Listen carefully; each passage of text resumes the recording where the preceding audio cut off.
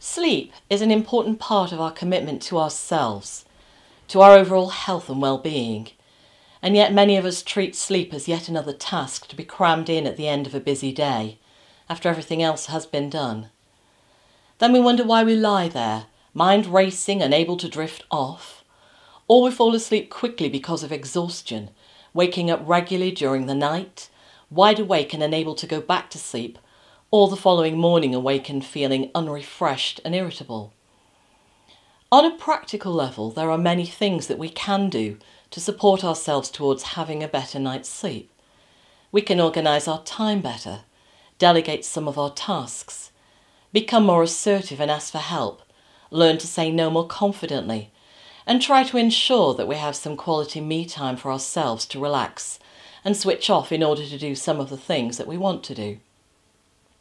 But in order for this to happen, we may have to change our own mindset, and that is not always easy. What is it, do you think, that impedes your ability to sleep well?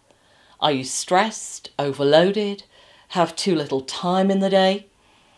The truth is that many people are in the same situation but manage it rather differently.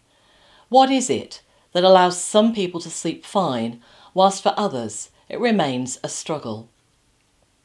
In order to deal with the things that prevent you from sleeping well, let's look at the emotional responses that may get in the way of you doing what you need to do.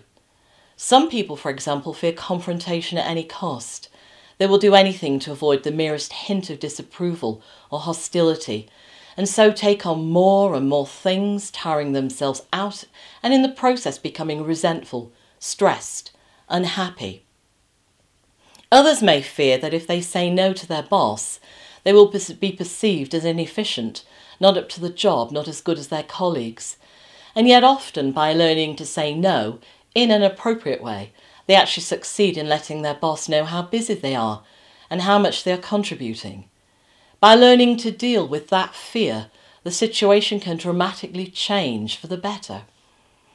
Hypnotherapy can help you achieve a better quality of sleep, of life, and gain a calmer frame of mind simply by addressing these underlying fears, guilt, reasons for not sleeping well.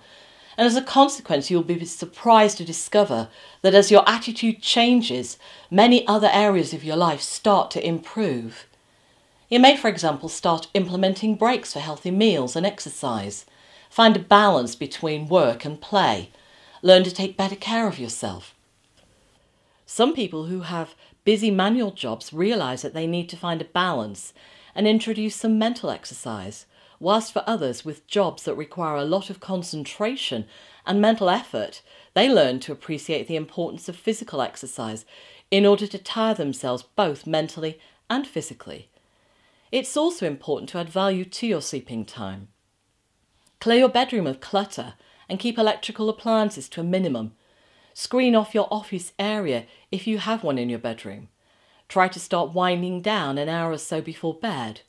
Take a relaxing bath or shower. Wash away the cares of the day. Use those candles that you've been saving for that special occasion.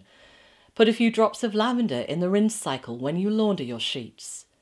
These are just some of the things that you can do to help yourself have a better night's sleep. But if after these suggestions you or anyone you know is still struggling to sleep well, continues to have restless or disturbed sleep, don't hesitate to contact me either by telephone, email or via my website.